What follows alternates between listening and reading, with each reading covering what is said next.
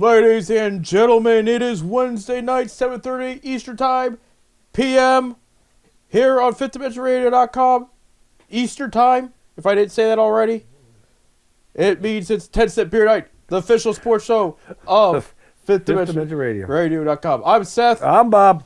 And we are filming here on Monday, February 9th for Wednesday, February 11th. Okay? And we want to thank everybody who turned into the Fifth Dimension Radio halftime show during the Super Bowl with Professor Psyops, producer Bob at Tambourine, and the Italian show, singing Italian music. That actually probably would have been a fun halftime show. It was a halftime show. That Italian connection. There you go. So football's officially over, Bob. You know what that means.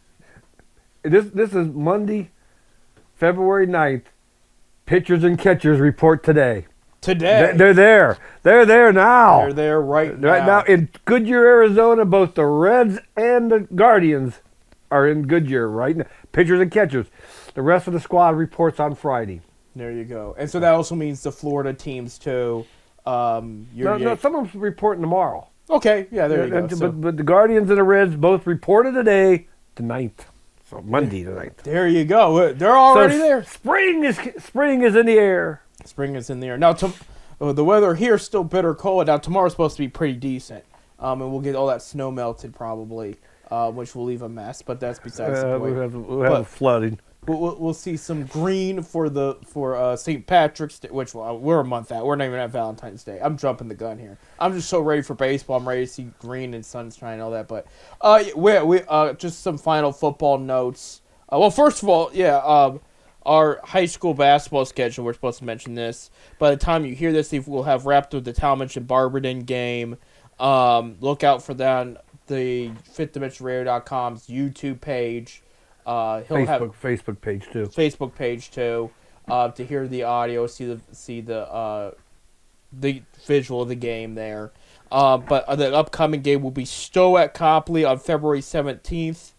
So look out for that. Should be a fairly okay one. Bulldogs and Indians. How can they keep the name Indians?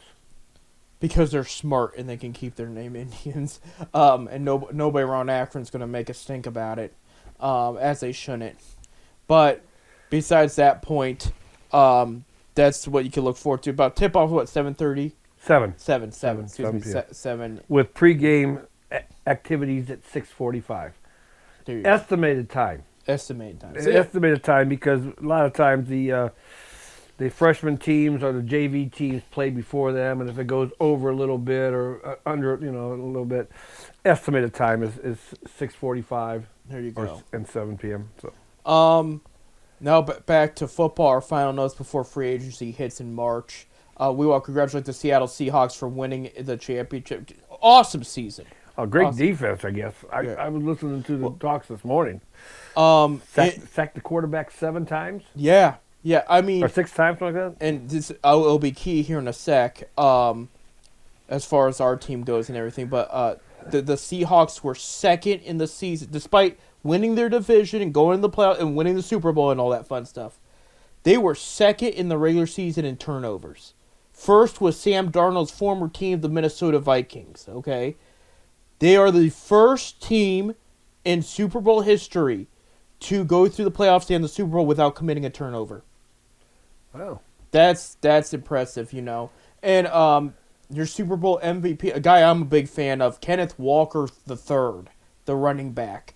And why it's big, some fantasy people, like I got him in Dynasty League, which is you keep the players every year. So I drafted him years ago, and I've been a fan of him since. But he started giving him the ball last mid to late season. He goes, I'm saving him for later. I'm saving him. And we see why. He blew up this playoffs in this Super Bowl. It was absolutely a key contributor to them winning it all. So, I mean, congratulations to Seattle Seahawks here. Mike McDonald, their coach, is the first head coach that called defensive play caller, to ever win a Super Bowl. Yeah. So there you go. So Mike Vrabel will get another chance, the Akronite there.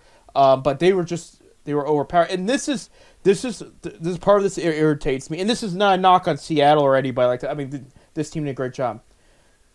I told people, and I'm not over-exaggerating, okay? Todd Monken going into this Browns team is not too much different to Mike Macdonald going into that Seattle Seahawks team. Because this was only his second season with the Seattle Seahawks when he won it all. And I think he's the second coach to ever do that. I think Mike Tomlin was the first or so. Or it was year 2 that they won the Super Bowl with that team. And here's a breakdown, Bob. I'm dead serious. He goes into that team because they acknowledged, they said, our defense is our strong point. We like this guy at his defensive play calling. We're going to bring him in. So their defenses, they had this strong defense with this young, good core. And after one season with him, they said, all right, we like what we have. We're going to shape up some of the defense, but we have to revamp the whole offense if we're going to get to where we need to go. So they got Pro Bowler Sam Darnold out of free agency. They traded, I think they signed Cooper Kupp, wide receiver there. They already had a duel of running backs they already needed, okay? They revamped the whole offensive line, especially during the last draft, including their first-round pick was an offensive lineman, all right? And then they at the trade deadline, they traded for another wide receiver, Sheed. I'm going by memory here. From the Saints. They went and got... Now, they did have Jackson Njigba Smith that won Offensive Player of the Year. Okay, out of Ohio State. So they did draft him. So they did have a key wide receiver and all that as well. Want to pull that up real quick here. Shaheed, excuse me. Yeah, Rashid Shaheed. They traded for. And that did it. All those pieces combined got him from a solid team to the Super Bowl championship. Now, I'm not saying, ladies and gentlemen, before you jump the gun, I'm not saying, the Browns, they can do that. Right now, they have to win us over. We're not quite there yet. We have a 2-second-year quarterbacks. We've been there so many years, and we've been waiting for we need a for sure number one wide receiver. We need a new O-line. There's a lot of things, but this was a situation very similar to Cleveland right now that Macdonald went into. It's not too much different. The only difference was they had more solid offensive pieces in place than we do now. You know, Browns have a good running back room. That like Seattle did. That's for sure. Now it's kind of beat up right now, and I guess Quinshon Judkins took a step back in recovery, but the other guys are still solid. You know, that's not a problem. And we got a guy that's going to run the ball too, with Monken there. But that all being said, though, okay, now that the Super Bowl's over, Clint Kubiak, the offensive coordinator of the Seattle Seahawks, he's going to go to the Raiders, be the head coach. Last week there was a little bit of drama in Cleveland's camp. Jim Schwartz officially resigned. You knew that was coming, right? You knew that was coming. I mean, there was reports of he's okay with it. He's going to go along out his contract. And you heard the reports that he's telling people that he's out of here. Right. You know, we didn't know which way he was going, but I had a funny feeling this was going to happen. He wanted that head coaching job. Right. He wanted that head coaching job, and I think they screwed him. I wonder what because one of the beat reporters for the Browns actually works in the building. So he witnessed a little bit more than what's being reported. And he said Jim Schwartz was at fault here, not the Browns. And he said he understands why fans are frustrated in Haslam's history, but they said this was not the Browns' fault. They said he overplayed his cards. He did throw temper tantrums. And they did offer him more money. That came out, an extension with more money. They were going to pay him handsomely, and he wouldn't take it.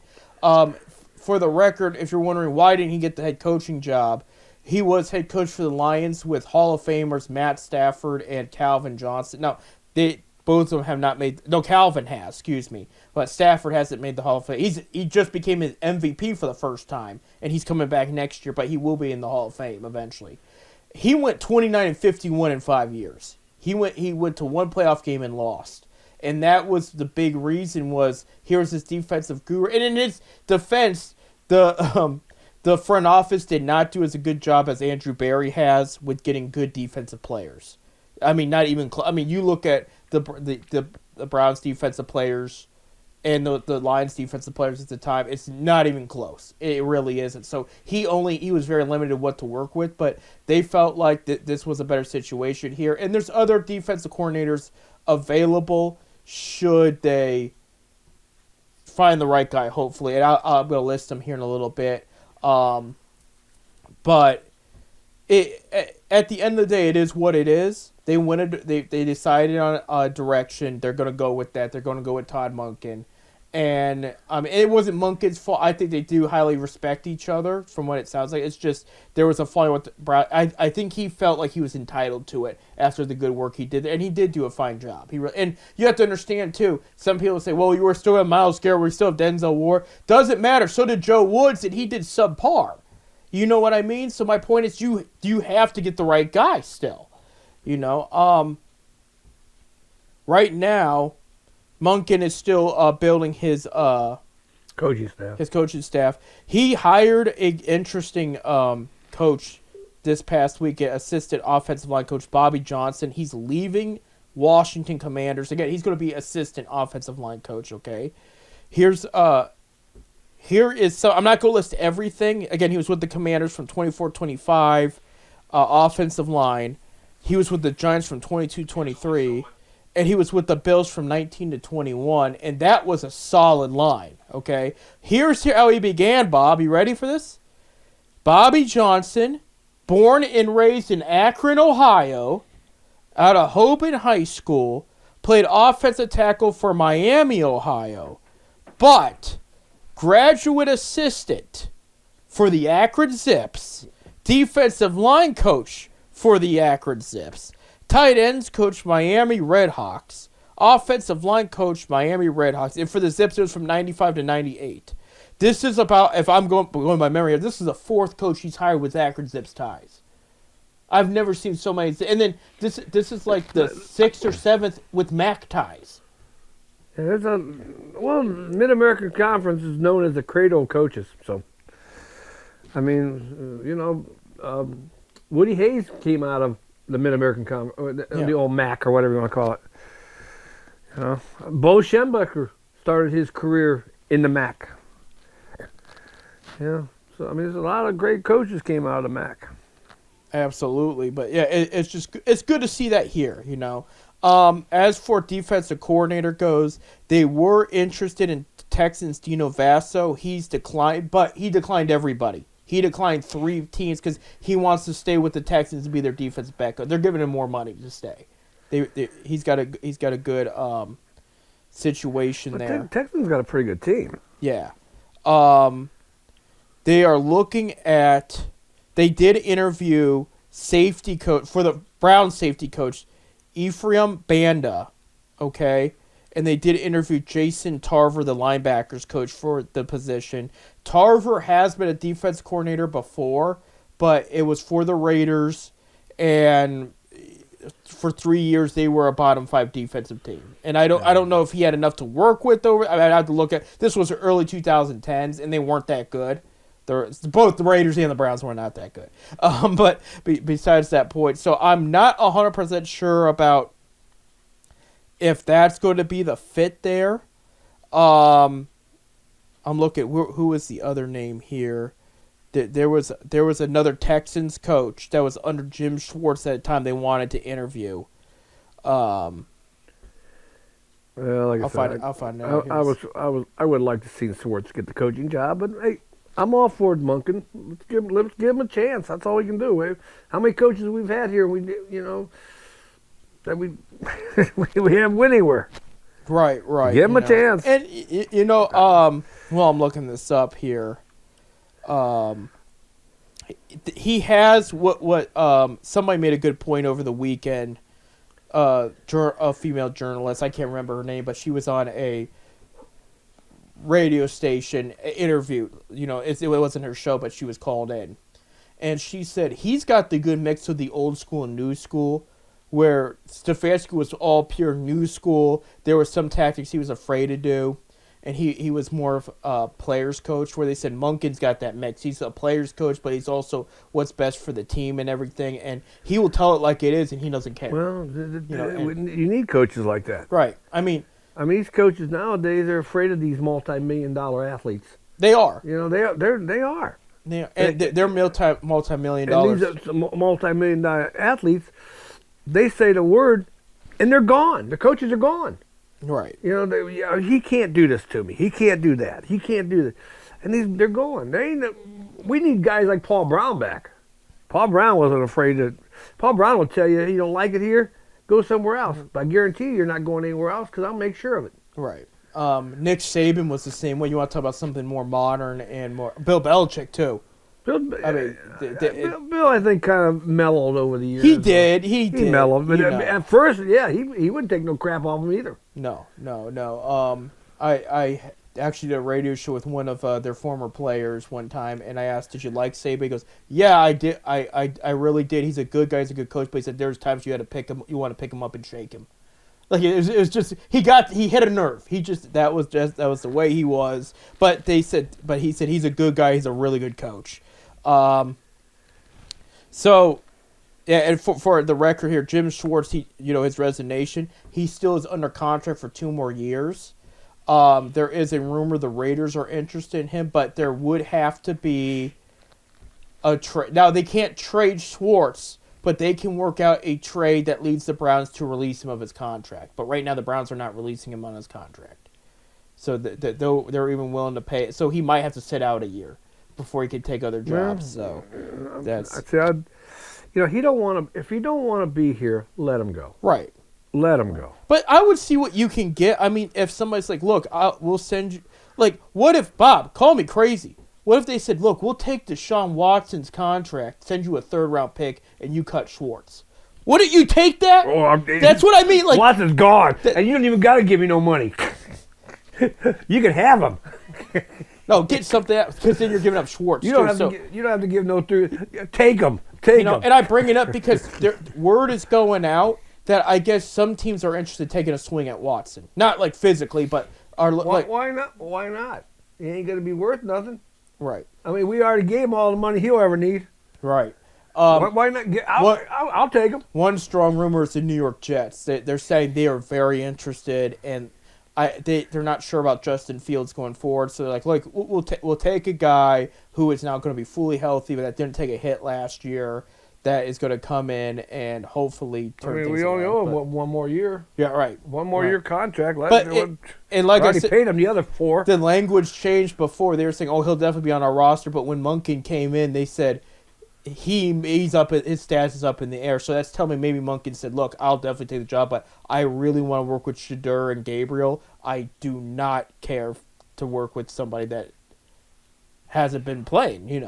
And he has been injured in their defense, but it's, we'll see. Like the rumors of Kirk Cousins coming here are starting up. Like I just read that right now because he's going to get cut there from Atlanta. No, we don't need it. We don't. Yeah. Let's work what we got. I think. You need a veteran there though. If you're getting rid of Watson, so Cousins would not be a bad. Bring back Flacco. Apparently, Bengals want to bring him back. Yeah. I mean, he was a Pro Bowler after all, with Shedeur. Yeah, so, but with good, he'll be a great backup for Dalton. Dalton, not Dalton. Burrow. That's Burrow. I don't know why I think Dalton. I don't know why I think of Dalton. He's still around. He is still playing. Yeah. But yeah, it's Burrows.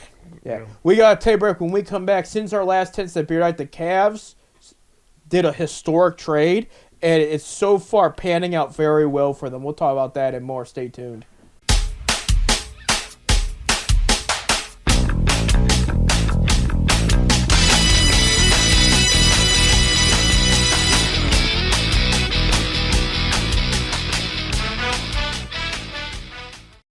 Welcome back to 10 Cent Beer Night here on FifthDimensionRadio.com. I'm Seth. I'm Bob. NBA All-Star Weekend this weekend, so very limited scheduling for the Cavaliers. However, they made some big trades, and they were 3-0 last week. We'll start with last week's schedule, last Sunday. And I mentioned this, too, on air. No. I could not. Yeah. I brought this up on air last time we were here. They beat the Trailblazers 130-111. The previous Sunday. That was the first playing time for both Dennis Schroeder and Keon Ellis No, wait. It was the next. They were without those guys. Jared Allen had the career game on Trailblazer against the Blazers. So I'm going all by memory here because a lot happened in the NBA last week. It was one of the most electric trade deadlines ever. Wednesday they played the Clippers, and this is when a lot was happening. It was the first games with Dennis Schroeder and Keon Ellis, okay, who they traded for in the DeAndre Hunter trade. Both guys have been fitting and doing well. It was also the day after the big trade. Cavaliers traded Darius Garland and a second-round pick to the Los Angeles Clippers for future Hall of Famer James Harden. And this was a big splash that it was one of the biggest trades of the deadline that made a lot of noise because it was definitely going to juggle up the standings a bit. And right now, they're in fourth place in the East. They're 2 games out of second and third are tied. Boston and New York. They're 7 games behind Detroit, and a lot of these analysts are saying Cleveland's the favorite now because of this trade. All right, so they beat up the Clippers 124-91. It was not even a game, okay? They go and play the Kings, who are 12 wins, but they've done a lot of team trades, dismantled their team, and Coach Christie, he's a politician. Coach Christie, Doug Christie, who used to play for the Kings. He's a solid coach. He's underrated. They kept up with the Cavs. James Harden did play, despite not even having one practice with them. Keon Ellis and Dennis Schroeder were key attributors to the game. James Harden had 23 points, 8 assists. Donovan Mitchell had 35 points, 4 assists. They had the most fourth quarter points by a duo from the Cavaliers ever since 96 and 97. I don't know who did that back then. I'm tempted to say Sean Kemp had a hand in that one. But not even LeBron and Kyrie had that. So that tells you this is going to be an interesting duo. And again, not one practice by James Harden, mind you. Jared Allen had 29 points. They won 132 to 126. They only won by 6 points. Kings played well. I watched the game. Give the Kings credit, even with just 12 wins this year, they were tough. It wasn't the Cavs playing bad, it was the Kings playing well. Because Cavs did not play bad at all. And again, this was out without Dean Wade. He sprained his ankle. No Evan Mobley and no Max Strus. But can you imagine this team with those 3 guys right now with what they have? It's going to be, Bob, it's going to be a lot of fun. It really is. I like what I saw the other night. And again, this is with the injuries they have now. So by the time you hear this, you'll know Monday's result. They're at Denver against the Nuggets. They beat the Nuggets at home in December, but they maybe in January. They edged them out, and they didn't have Jokic at the time. Okay, they have Jokic back now. I did hear that. But the Cavs also have James Harden now, and that does make a big difference there. So Jared Allen's going to have to do some work because he's not going to have Evan Mobley to help him. Wednesday, while you're listening to this is going on, they're at home against the Wizards. And the Wizards also made a big trade splash, and I'm going to get to that right now. Outside, after the Ellis and Schroeder deal with DeAndre Hunter, and a reminder, too, the Wizards made a trade earlier this year where they traded C.J. McCollum and Corey Kispert for Trae Young, the star. Now, Trae Young has not played a game yet. He's been hurt, but he's expected to be back after All-Star Weekend this past week. I'm only going to mention the big ones here because there were so many trades. We're not going to talk about all of them, and some of them are just whatever, you know. Pistons, who are number 1 in the in the Eastern Conference, got Kevin Huerter from the Chicago Bulls. They also got Dario Saric, who was in the DeAndre Hunter trade with the Cavs. He went to the Bulls in that one. And a first-round pick swap with Minnesota. Bulls received Mike Conley Jr., who they're going to cut, and Jaden Ivey, who the Pistons were sold out for years. Minnesota just gets cash there. This was one of the biggest, most underrated trades of the entire deadline. The Utah Jazz scored big with the Memphis Grizzlies. Memphis received Walter Clayton Jr., Kyle Anderson, Taylor Hendricks, former Cleveland Cavalier Georges Niang, and 3 first-round picks, including one of them it was Cleveland's first-round pick. And what the Jazz got back, Vince Williams Jr., John Karnick, John Lundale, and Jared Jackson Jr., who was Defensive Player of the Year 2 years ago. That's a haul for the Jazz. That's gonna help them big time. The other big ones, of course, I mentioned James Harden and Darius Garland. And then for the record, as far as Darius Garland goes, because we are Cavs fans and we do talk about that here. Yeah, but he's been hurt a lot. He's been hurt a lot. He played, 13 games this year, something like that. 13? Maybe a little more. I heard like 13 games. No, I think it may have been a little more than that. But I will say when the trade was done, Kobe Altman admitted to crying. He said he shed some tears. He meant a lot to the team. This was somebody they drafted at 19 years old. He was the first NBA player drafted that was born in 2000. First, maybe in all sports too. But because there wasn't a lot at the time. Everybody was still 90s kids, and he was the first 2000 born. So, he was somebody that was near and dear to their hearts. He grew up in Cleveland. He's not from Cleveland. No, but he grew he was his adult life. He was growing up in he said Cleveland's a second home forever when he left and whatnot. There was a hint to Garland that this might happen because he made a comment about he wasn't surprised. He did hear about the word through the media about this coming in, but there had been now reports that he has the same agent as LeBron. And I can't think of the guy's name right. And he's the biggest agent out there too. That they wanted to talk about an extension with Garland because in the NBA, even if you're on a current extension, you can get extended 2-3 years out and get more. How that And they were ready to talk another extension. The Cavs said, "Hold up a sec." They wanted to see more out of him before, and he's well under contract for the next couple of years. 3 years actually. He had one more year longer than Harden did. Actually 2 years for him. Harden's got a player option.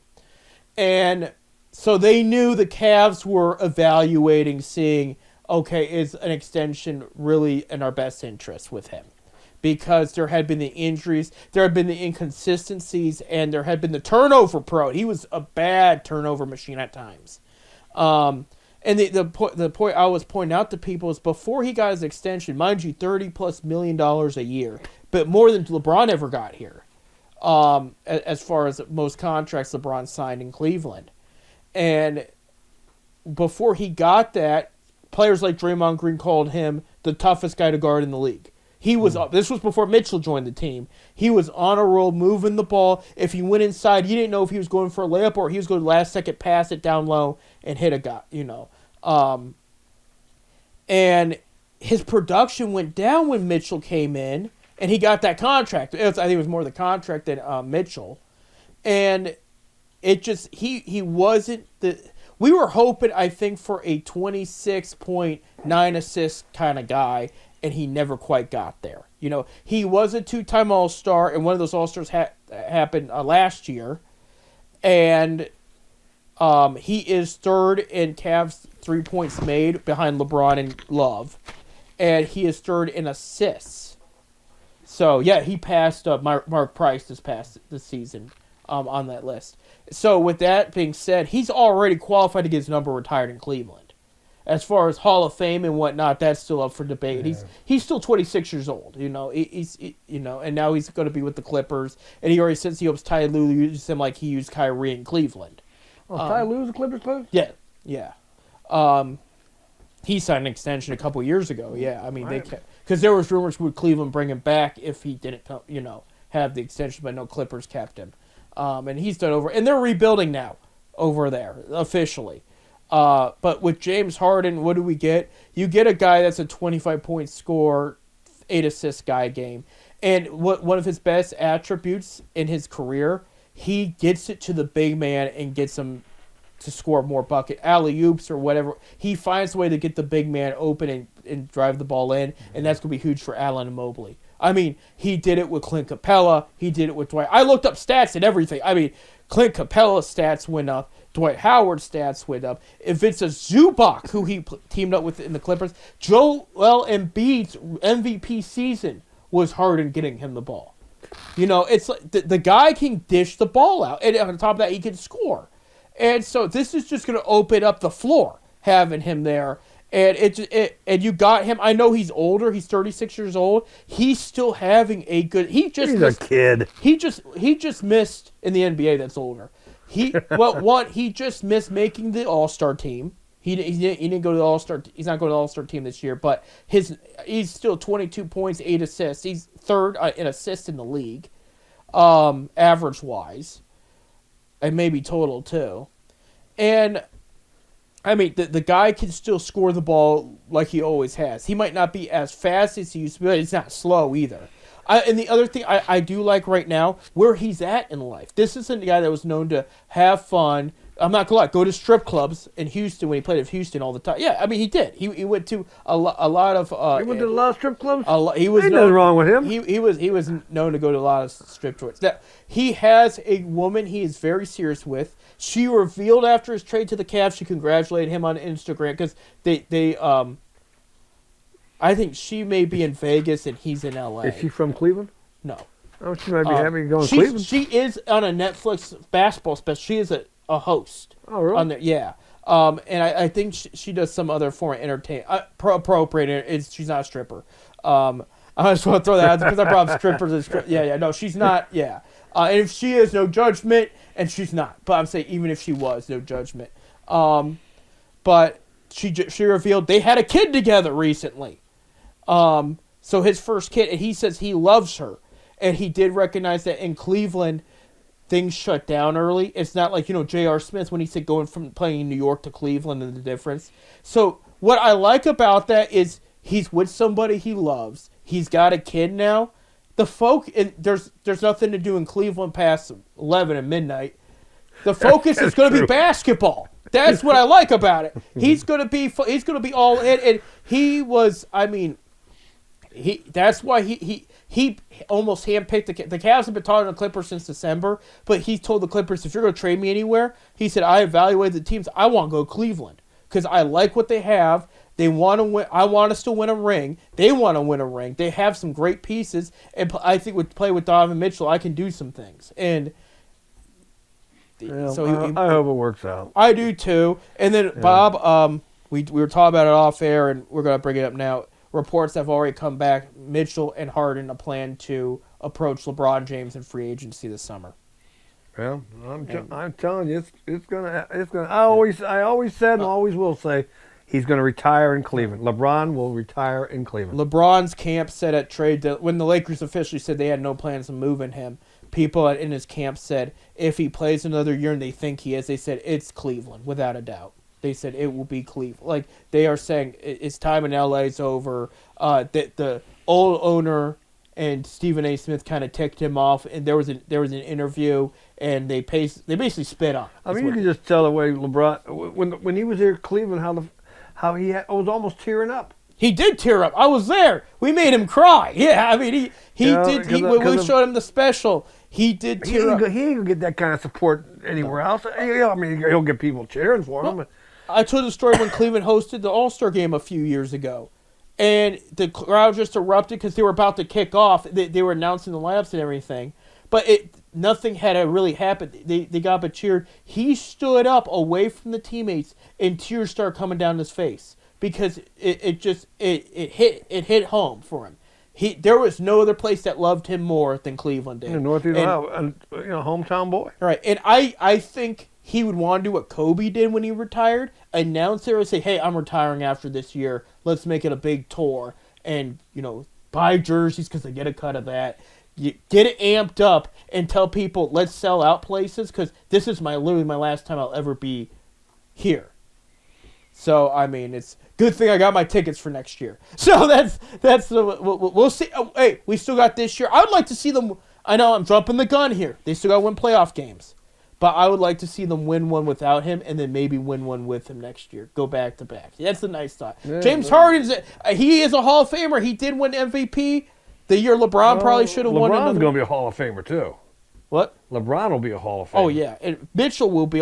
He's going to the 7th All-Star game. So, I mean, we got, and you still got young bloods in Evan Mobley, Jared Allen, again, some of the new guys, Keon Allen. And Max Strus hasn't come back yet either. There's a lot to be excited about right now. So, real quick, the last of the big trades here. I got to scroll because there was a lot of trades. For the Cavs, there was another trade to mention. It was a 3-way deal. Cavs got nothing out of this deal, but they traded Lonzo Ball and 2 future second-round picks to the Jazz. And Jazz traded Jack Londale, the guy they got from the Grizzlies, to Atlanta in the deal to make this work. Ball will get cut. Cavs dump $10+ million of cap room. Utah dumps cap room. And Cavs just walked away with nothing. They just relieved themselves of the contract. Yeah, I don't understand that. How could you trade a guy to a team that's going to cut him? Why would a team do that? You're losing a guy. Both relieve each other of the cap. There's a buyout agreement with trades in the NBA, so Utah doesn't get penalized. That's why they took 2 second-round picks. They said, well, we want pick compensations if we're bailing you out here. So I got that. That's how it works. I always wonder. You hear that they're going to we're trading for him to cut him. Right. Speaking of future Hall of Famers, Chris Paul was traded in a 3-way deal from the Clippers. Remember, Chris Paul was cut and then brought back to the Clippers. It was something weird. Clippers got a 2-way prospect. Brooklyn was in the trade, and they got former Cavs first-round pick Oka Ogbachi. He was the guy, first-round pick, and then traded for Donovan Mitchell, and a 232 second-round pick from the Raptors. The Raptors got Chris Paul there, and I don't know how much playing time he'll get there. Lakers trade for Luke Kennard, the three-point specialist from Atlanta. They trade Gabe Vincent in a second-round pick. Lakers almost made the pick for trade for DeAndre Hunter, but were iffy on the contract situation with him there. This was a big one for Cavs fans. Hornets and Bulls. I was shocked by this one. Hornets get Mike Conley Jr. and Kobe White. Mike Conley's going to get cut by the Hornets, not the Bulls. Excuse me. Take back what I said earlier. Kobe White goes to Charlotte, which I was shocked Chicago pulled the plug on. Chicago gets Ousmane Dieng, who was recently traded from the Thunder. Colin Sexton, former first-round pick of the Cavaliers. 2029 second round, 2031 second round, 2031 second round picks there. And then the biggest trade, then the other big trade, Celtics trade with the Bulls. Celtics get Nikolai Vucevic and a second-round pick. Chicago gets Anthony Simmons and a 2026 second-round pick. That was a big trade for both sides. Clippers make another trade. They trade Ivica Zubac, their starting center, and Kobe Brown. And they receive Benedict Mathurin, Isaiah Jackson. Pacers, 2026 first-round pick. Pacers are a bottom 3 team. But it's double protected. So it can't fall in the top 4, and it can't fall 7 through 10 or something. It's something weird. So it's protected there, but a 2029 first round pick, a 2028 second round pick. Again, Zubac is one of the most underrated centers in the league. Warriors trade for Kristaps Porzingis from the Hawks. They trade Jonathan Kuminga and Buddy Hield, and this was a huge one. The Hornets, Mavericks, and Wizards. Hornets get St. Vincent St. Mary alum Malachi Branham. Dallas received Chris Middleton, A.J. Johnson, former Cav Tyus Jones, Marvin Bagley III. And Jones was drafted by the Cavs. He never played for them. A 2026 first, a 2030 first, and then 3 future seconds. Washington gets Dante Exum, former Ohio State Buckeye D'Angelo Russell, Jaden Hardy, and future Hall of Famer Anthony Davis in the trade. So Washington loaded up there. But, again, these are all injured players. We got to take a break. When we come back, we'll talk about NBA All-Star Game. We'll talk about college. Zips and Buckeyes have some big games this week, and baseball and all that fun stuff. We'll be back.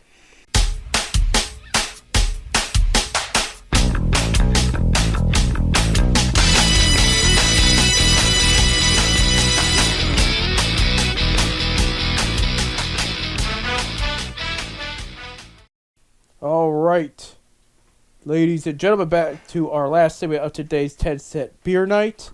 Here on FifthDimensionRadio.com. I'm Seth. I'm Bob. And I want to also wish real quick, you guys, I don't care if you have a lover or not, have a happy Valentine's Day from Fifth Dimension Radio this weekend, as that will be this Saturday. perfect date night there. That would be a busy time for restaurants there.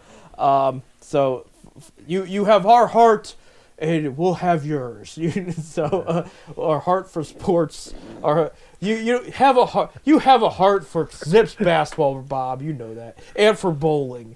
And for I wouldn't say much about bowling. There you go. Real quick, I want to do a quick rundown of it. Is also NBA All-Star Weekend this past weekend. We'll start with Friday, February 13th is the celebrity game, and I wish I had a camera to go on that. He's showing his Fritz Racing shirt off of producer Bob is. Giannis Antetokounmpo and his brothers will be coaching one team. Three-time, back-to-back Major League Baseball champion Mookie Betts is going to coach the other team there. Some of the key celebrities that will be playing, Chicago rapper Glorilla, former NBA legend and champion Jeremy Lin. Do you remember Jeremy Lin? Yeah. Jeremy Lin, man. I mean, that's, ESPN's own Shams Charania that announces the big trades and everything. Los Angeles, sorry, oh my gosh, they're going to be so mad at me. Detroit Lions, Amon-Ra St. Brown. This is why I got mixed up. Los Angeles Chargers, Keenan Allen is going to play there. FIFA World Cup champion Cafu is going to be there. Former Cleveland Cavalier Taco Fall, who is 7'6". Taco Fall? I don't remember him. 7'6" guy. He played a couple years ago for. He's a fan favorite. He's really tall. He's 7'6". 7'6". But he I don't remember Cavs ever having a 7'6" guy. It was I think Mitchell's first year. He came off the bench. Yeah, he was a two-way player there. I do not remember that. And another guy, there are some actors that I don't know, male and female. But Jason White Chocolate Williams, legendary Sacramento Kings point guard, is also going to play again this year. So that's for your celebrity game there. And that's just for fun. Some of the names. White Chocolate. Rising Stars Challenge. This doesn't list everybody. Shoot. Yeah. Here we go. Let's see. I'm not going to announce everybody because we got hit up something, but Carmelo Anthony, Vince Carter, Tracy McGrady, and Austin Rivers will all have teams in the challenge there. Carmelo Anthony, key players. He does have first overall pick Cooper Flagg. He also has both Spurs players, Dylan Harper and Stephen Castle. Remember, Dylan Harper's dad's Ron Harper, former Cavalier legend there. Let me see here. T-Mac's got Jalen Tyson from the Cavs. So he's the only Cavalier that's going to be on there, along with Alex Sarr, center from the Wizards, who was a second-round pick a year ago. Here's the funny part. Team Austin has Ron Harper Jr., and he's with Boston. He's a two-way player there. He was with the Cavs Summer League about a couple years ago, so that's cool. He shows up there. He's going to play against his brother in that event right there. And again, that's after the celebrity game there. So that's Where's all. The slam dunk? I'll get to that. All-Star Saturday. 3-point contest. Devin Booker from the Suns, Colin Knippel from the Hornets. This one's weird. Damian Lillard from the Trailblazers. He hasn't played one game. He's out the season with his ACL injury, but they convinced him to do the 3-point contest. Tyrese Maxey of the 76ers. Your Cleveland Cavalier Donovan Mitchell will be participating. Jamal Murray from the Denver Nuggets. Bobby Portis Jr., the big man from Milwaukee Bucks, and Norman Powell from Miami Heat. The Shooting Stars contest there. This is a different event. This is where the point guard, the vet, and the big man all shoot from the free throw, the 3-point, and then like the half court, and whoever makes it first on that time. So you have. Well, we see that at Zips games. Right. Well, the Cavs won it when they hosted the All-Star game with Allen, Mobley, and Garland. Really? Yeah. Now, they do it different where it's mixed this year. You do have Team Knicks. You have Team Harper with Dylan Harper, Harper Jr., and Harper. So that's cool. Team Cameron's Jalen Johnson from the Hawks, Con Knipple from the Hornets. So that one's a little mixed up with Corey Maggette there. So that's one to look out for. Slam dunk contest, 2026 participant rookie from Arizona, Carter Bryant now with the San Antonio Spurs. He'll be in it. Jackson Hayes, the Los Angeles Lakers, Keyshawn Johnson of the Miami Heat, and J.C. Richardson. I think that's other Richardson's son. Don't quote me. He's with the Magic now, but his dad used to be. If it's who I'm thinking of, his dad was a superb dunk contest participant there. For the G League game here.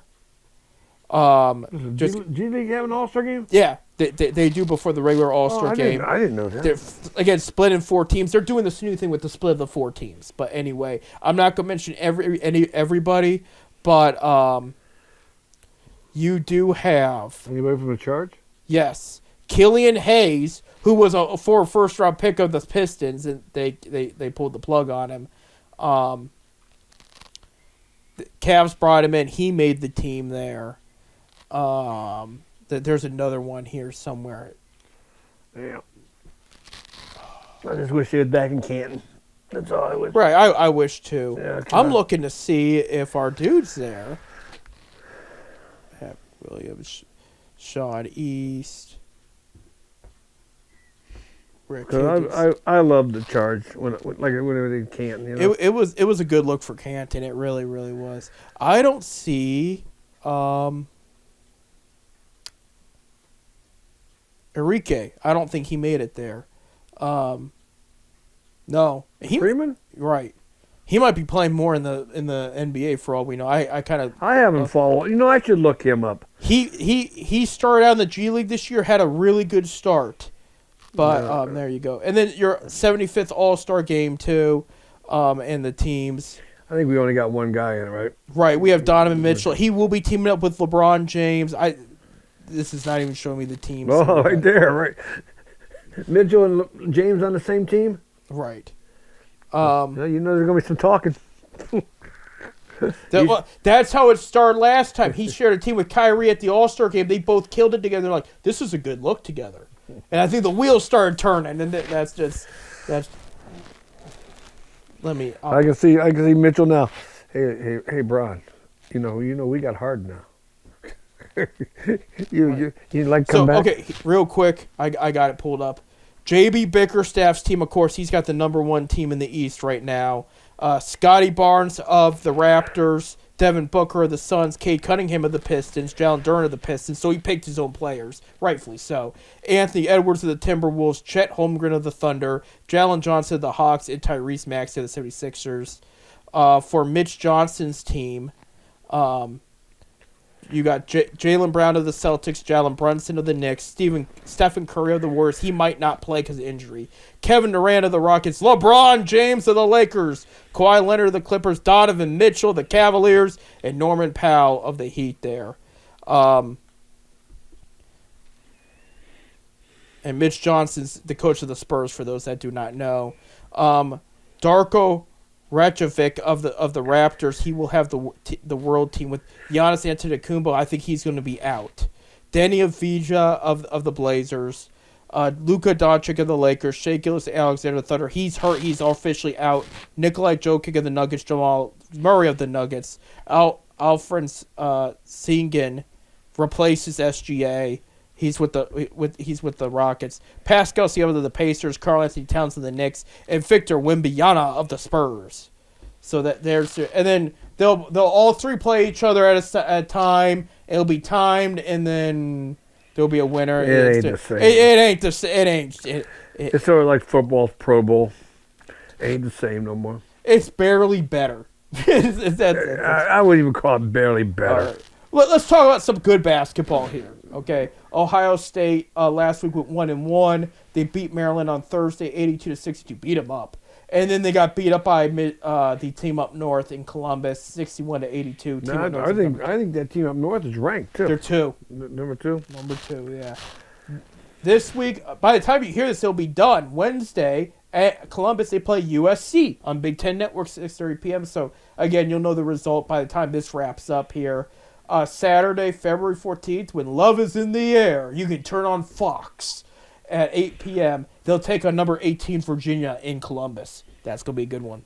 So, something to look out for. But Buckeyes are 15-8, ninth in the Big Ten. So, again, not a bad. I think they're doing better than what I thought they would be doing this year at this time there. Last week, Zips went 1-1. Their win streak of 1, 2, 3, 4, 5, 6, 7. Yeah. 9 games. 9 games. Last Tuesday, they beat Eastern Michigan in Eastern Michigan 66-64. Hardman with a key 3 with 6 seconds left to go, and they took the W there. Saturday, they were at Troy. They lost 69-79. And Bob, you were telling me they were 2-34 in the 3-point range. And that's probably that's what killed them. That's what killed them. Hey, you live by the 3, you're going to die by the 3. Absolutely. You know, so that's the old cliche. Right. You know, and they just couldn't hit no 3. Now they were driving. The funny thing about it is they were driving in the middle and putting baskets up. Right. Why don't they continue that? Why do you got to be outside throwing these 3-pointers up constantly, throwing 3-pointers up? Right. Absolutely. You know, so if it's driving in the middle working, keep it there. Right. One game this week. It is Friday in Akron. They play UMass, who is very good in basketball. They're a good team. They almost beat Miami. Right. So, yeah, despite what you saw on the football field, this is a different story. So, UMass is good. 9 p.m., CBS Sports Network will host it, and it will be the jersey retirement of Isaiah Big Dog Johnson. And if you don't know him, he was, by the time I started going to games with you, Bob, he was MAC Player of the Year. What was it, 2000 and... It had to be, because I knew you, so it had been 18 or 19. Yeah, but so, at that time, 17, 18, 19. Yeah, so he was MAC Player of the Year. They are going to give a jersey giveaway for that one. First thousand, so they'll be going quick. They'll be going quick. He was one of my all-time favorite Zips. I love watching play. His dad was defensive tackle for the Browns during the Jim Brown era. He was a Pro Bowler, and that's where he got his size. That's why they call him Big Dog. He plugged up the middle there. He got the key rebounds. But this guy was fun to watch. And if you don't mind me saying, we have a couple minutes here. My favorite moment with him. Because, Bob, we've won, 28 straight home games? Mm-hmm. This was when Keith Dambrot, the night he won his 30th straight home game, his 300th win with the Zips. Both. It was both. And they were trailing, I think it was Buffalo or something. Or Buffalo or Ohio. It was one of their tougher MAC, because Buffalo was really good at the time. I think it was Buffalo. And they're trying to look for the bet. It's been a while since they had the lead. There's under 2 minutes left to go at this point. And they give it to Big Dog, and because he had a decent mid-range, it wasn't consistent, but it was when he could hit it. They got him there. They backed down to the basket because they thought he was going to drive in. He pulls up. He hits the shot. We're up by 1 with I think 1:15 left, so they're still playing time left game, and the place goes silent, and they start playing Jump Around from it's always slips my mind. It's the Zips anthem because of the Roo. Jump. House of Pain. The 90s rap because of the kangaroo jump around, and you hear the whistle at the beginning of the song, and then it goes brrr, and the whole place simultaneously was hopping. It was one of the coolest things I ever saw in a Zips game. They used to do that a lot. Yeah, they used to do that a lot. But he hits that shot, they take one point, the place gets loud, and then it gets silent. I mean, out of nowhere, for no reason, it got dead silent because there was a timeout called, and there wasn't even anything playing. You could hear a pin drop, and they start playing that, and all of a sudden, that place was hopping. And it was all because of that mid-range shot. And they won the game. Again, Keith Dambrot's 300th, their 30th. So how big would this be to win 29 in a row in front of him and be one game close? They're leading the nation now with home wins. Yeah. I mean, 29 straight. I think a couple teams got beat last week that were tied with them. But our record is 30. Right. So Right, and here, if they win against UMass, I'm not jumping the gun here. Their next home game would be against Buffalo. Isn't that funny? Because I think the 30th against Buffalo. Yeah, I'm pretty sure it was Buffalo. I'm going by memory. This was years. This was pre-COVID. 9 years, probably 9 years. Well, and I do expect if they're going to retire him this year, Jackson's going to be next year or the year after, because he was MAC Player of the Year then too, and they're going to retire him next. Yeah, they need. I always said Jackson. Of course, Jackson was not a big kid. No. He was still MAC Player of the Year. He has some of the records, so he has to be retired. Enrique jumped him because he got drafted. That's the reason Enrique got retired. I'll tell you, if Jackson gets elected to have his banner put up in the rafters, I'll make sure my mom's there. Right. Oh, I say plan. I think it's going to be. My mom is a big fan of his. Well, he showed. They talk. He wished her happy birthday on her birthday this year. Right. On Facebook. I'll never get her. I ain't gonna say her age, but we had a birthday party for her down at the Eagles 555 on Waterloo Road in Akron, and we surprised her that Jackson came to the party. Right. He came to the party, brought his girlfriend at the time, which he's married now to her. I brought her to. So now his wife, yeah. Watch how you work that. But anyway. His wife. Anyway, it was a funny. My mom did not know he was going to come to the party. My mom was a big fan of his, man. She always he did text her messenger, Facebook messenger, says I'm coming to Akron in the near future. So he might be in town for Johnson. Didn't he play with Johnson? No, he did not. He was after. Well, anyway, he told her, I'm going to be in town. Johnson was Dan Broad's last teams. Yeah. I thought Jackson was with Gross. You sure? Yeah. You sure you have 1 year with Dan Broad? No. Because he's been out like 5 years now. He's been playing in Europe. Well, yeah, Gross has been there 7, 8 years. Yeah. You're right. Yeah, it was the Gross era, yeah. Anyway. So he told her, he said, I'm going to be back in town here in the near future. Maybe if me and, I can't remember his wife's name, we might be stopping by. So my mom said, come on by. My mom was a big fan of his, man. Hey, she went to all the games. Yeah, she did. She loved him there. Yeah, we're about out of time there. I was going to announce. Go ahead. Got a minute. We got a minute. Some baseball moves happened because, spring training just started. Paul Goldschmidt going back to the Yankees there. Let me see, because there was even some moves that were made today. Condolences, by the way, for the Royals. One of their players at 34 years old passed away. During surgery. Terrence Gore. Marcell Asuno just signed with the Pirates. Pirates have had an offseason. And then Pirates are also talking to Isaac Paredes. That would be big. If they landed him, too, with what they got this offseason, Pirates will be the most improved team in baseball. I'm telling you what, they're going to be improved. Yeah, and that's including what the prospects he can call up. Eric Fedee of the White Sox just re-signed. Nick Martinez, who was with the Reds, is now going to the Rays. Chris Paddock, starting pitchers, going to the Marlins, so that will be good moves there. But looks like guards are going to go in with what they have. So that was to be expected. So we'll see what happens there. But they're down there now. Them and the Reds down in Goodyear, Arizona. They started on Monday tonight. They're pitchers and catchers there. There you go. So we'll have a lot of baseball to talk about. So we're holding off on football. Football's over, and the best sport begins. We will mention if the Browns hire a new defense coordinator next week. But next week we'll wrap up. We're getting close to the end of our high school. By the way, next week I'll be at the sectionals with my girls bowling team, so you'll be doing the show probably by yourself. Okay, I'll be by myself, but we'll be wrapping up high school basketball schedule right there. Cavs will be back in action next week after an all-star break. We'll talk about that. More baseball, and then we're getting closer to March Madness. It's getting close. I can smell it. After the Valentine's love, I can smell the March Madness. And so what'd you get in your sweetie?